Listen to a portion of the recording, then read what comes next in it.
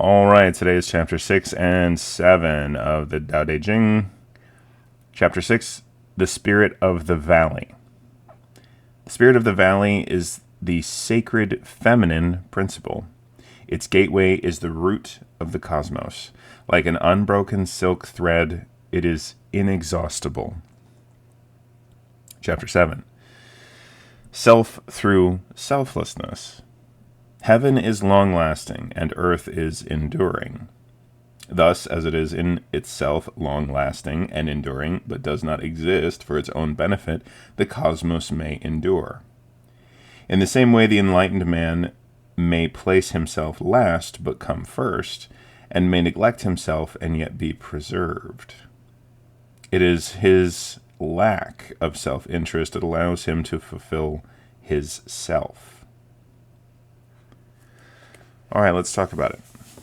So the Spirit of the Valley, there's a footnote here. It says, the valley is a reoccurring image throughout the text. It represents the power of the yin in that it is dark, wet, empty, yet carries the intense potential of fertility and is a conduit for the life force. The nature of the yin feminine is most clearly articulated in chapter 61. The female eternally subdues the male through passivity. In passivity, it is receptive, and its potential in chapter 28, the man who understands his masculine nature, but also cherishes the feminine, is like a mountain stream for the world. Now, let's go through this line by line. The Spirit of the Valley is the sacred feminine principle. So, we just talked about what the valley is as a recurring image throughout the Tao. But this next line says, its gateway is the root of the cosmos. Now, in my head, and I don't mean to be funny or anything, but in my head, honestly, I'm really just thinking about a vagina. The Spirit of the Valley is the sacred feminine principle. Its gateway is the root of the cosmos. I mean, to me, it reads like we're talking about... It evokes this sort of imagery of birth. It evokes the imagery of maybe even sex to a degree. This idea that we all come from this root gateway, which in the physical sense would be the vagina. Like an unbroken silk thread, it is inexhaustible. So, going off of that initial imagery that is in my head about this entire passage about the Spirit of the Valley is fertility, which I believe is reflected in that footnote that I just went over. The intense potential for fertility is noted there as well as a conduit for the life force. So it's very poetic. It's a very poetic way of talking about the human drive to reproduce and the natural urge to create this life force and where that life force comes from. Now, self through selflessness. Heaven is long-lasting and earth is enduring. This phrase is a little bit strange, only because in my head, long-lasting and enduring are basically synonyms. So it almost equates earth to heaven in that way. If both earth and heaven are enduring, then they would be the same in that respect. There's some overlap, I should say. Thus, as it is in itself long-lasting and enduring, but does not exist for its own benefit, the cosmos may endure. So it exists for the benefit of others. And this goes back to what we talked about in a previous chapter. I believe it was chapter 5, cultivating emptiness.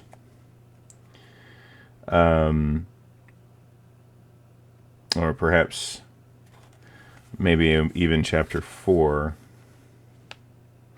where it spoke about the inexhaustible founts of creation and how it is selfless. I think last time we spoke about how it was possible to interpret, looking at page 16 here, which is chapter 5, Cultivating Emptiness again.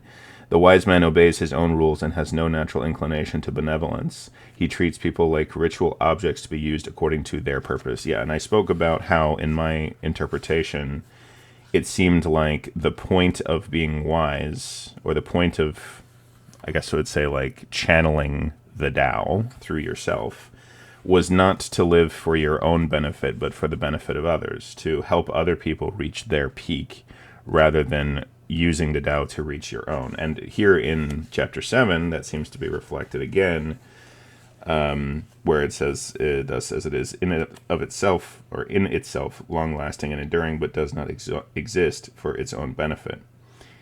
It seems to be saying a very similar sort of thing.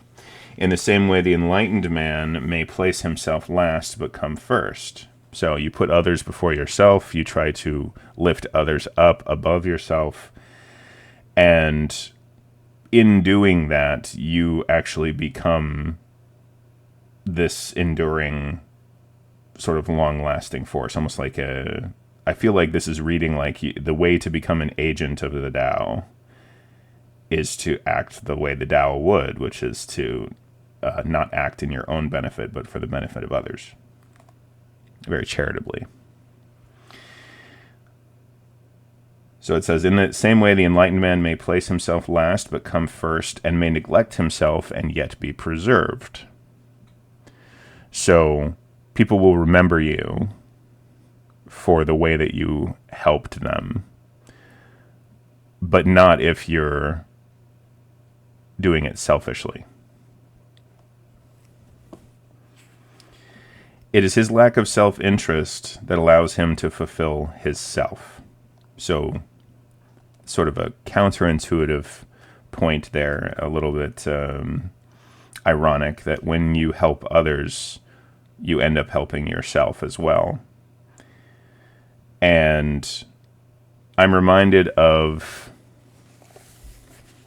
this is I'm going to talk a little bit off topic today, but I'm reminded of, if anybody's ever seen the movie Groundhog Day, there's this sort of,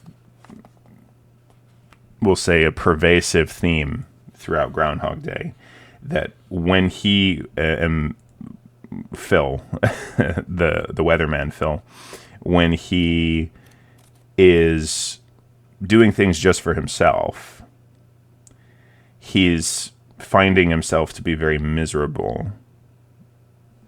And it's only after he starts doing things for others with really no expectation of anything in return, because every day all of his work gets undone. It's only after he does these things with no expectation in return that he starts to actually be happy.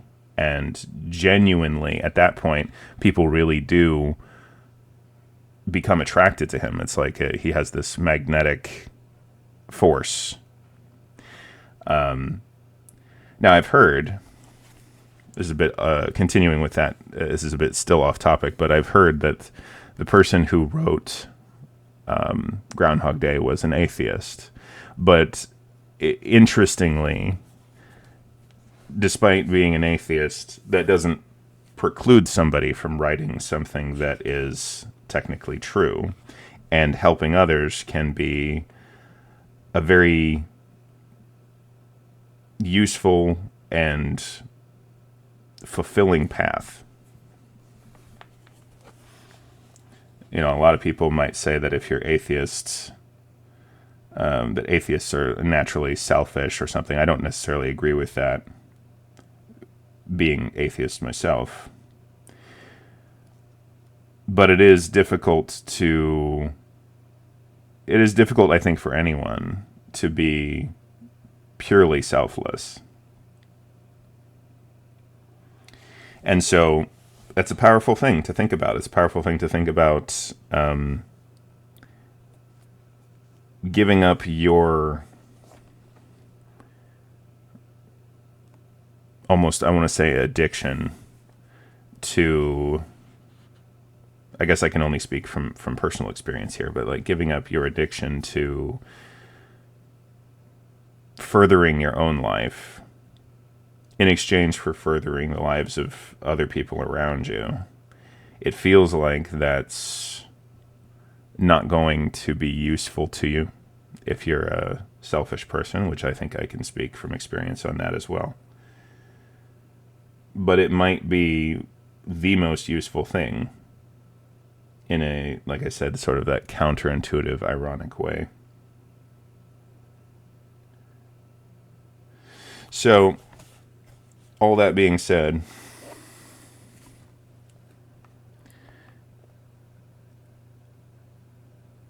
if we look at this image here, the image also has a footnote which says landscapes in summer and winter by, probably going to mispronounce this, Ike Taiga.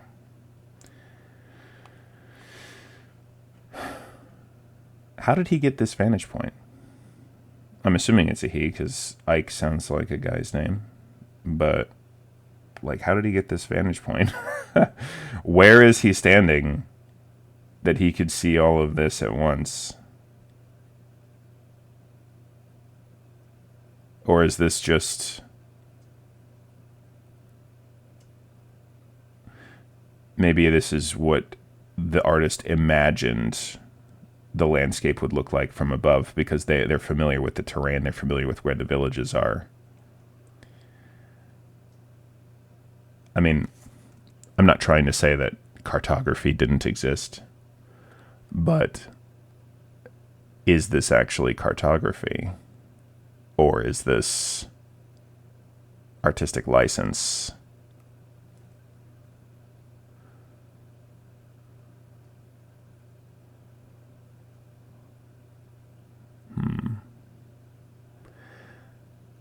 I'm noticing a lot of these are done, not all, but a lot of these are done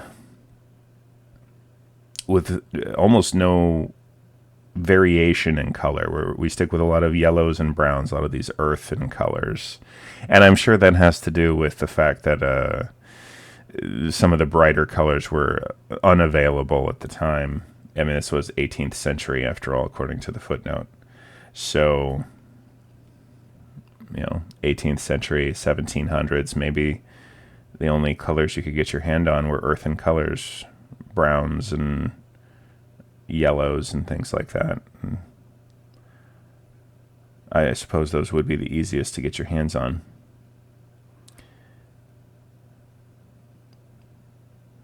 It looks quite nice. I wonder if that mountain in the background has a name. And all these mountains, like the significant mountains, have names. I wonder if that's a named mountain or if it's just a mountain. And interestingly, if you look in the background, like far background, on the right-hand side, you can see these lines that go up from the ground. Are those trees? Because the perspective on that has to be skewed. There's no way that from this distance those trees are that tall. Those trees would be like hundreds of feet high if you were standing next to them.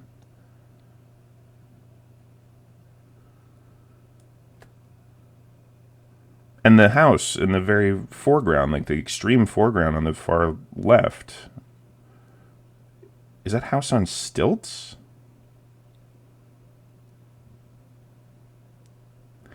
Anyway, next time, Chapter 8, Avoiding Conflict. I hope everybody who's listening is doing well.